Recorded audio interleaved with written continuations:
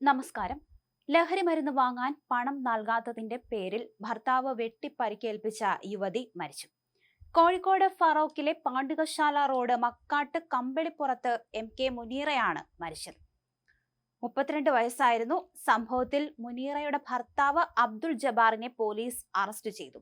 കഴിഞ്ഞ ബുധനാഴ്ച രാവിലെയായിരുന്നു സംഭവമുണ്ടായത്. വെട്ടുകത്തി ഉപയോഗിച്ചുള്ള ആക്രമണത്തിൽ തലയ്ക്കും കഴുത്തിനും കൈകൾക്കും ഗുരുതരമായി പരിക്കേറ്റ മുനീറ വെന്റിലേറ്ററിൽ തീവ്രപരിചരണ വിഭാഗത്തിൽ ചികിത്സയിൽ കഴിയുകയായിരുന്നു. വീടിന് സമീപത്തെ സൂപ്പർ മാർക്കറ്റിൽ ജീവനക്കാരിയായ മുനീറ ജോലിക്ക് പോകാൻ തുടങ്ങുന്നതിനിടെ മുറിയിൽ അടച്ചിട്ട ശേഷമാണ് ജബ്ബാർ ആക്രമണം നടത്തിയത്. ഗുരുതരമായി പരിക്കേറ്റ മുനീറയെ ബഹളം കേട്ട് വീട്ടിലെത്തിയ നാട്ടുകാരാണ് ആശുപത്രിയിലേക്ക് എത്തിച്ചത്. ജബ്ബാർ സ്ഥിരമായി ലഹരി ഉപയോഗിക്കുന്ന ആളായിരുന്നു. ജബ്ബാറിനെതിരെ മുൻപും ഭാര്യയെ ആക്രമിച്ചതിന് കേസുണ്ട്. ലഹരി മരുന്ന് ഉപയോഗവുമായി ബന്ധപ്പെട്ട് ആദ്യ വിവാഹം വേർപെടുത്തിയ ശേഷമാണ് ഇയാൾ മുനീറയെ വിവാഹം കഴിച്ചത്. 8 വർഷം മുൻപ് വിവാഹിതരായ ഇവർക്ക് 8ഉം 6ഉം വയസ്സുള്ള 2 മക്കളുണ്ട്.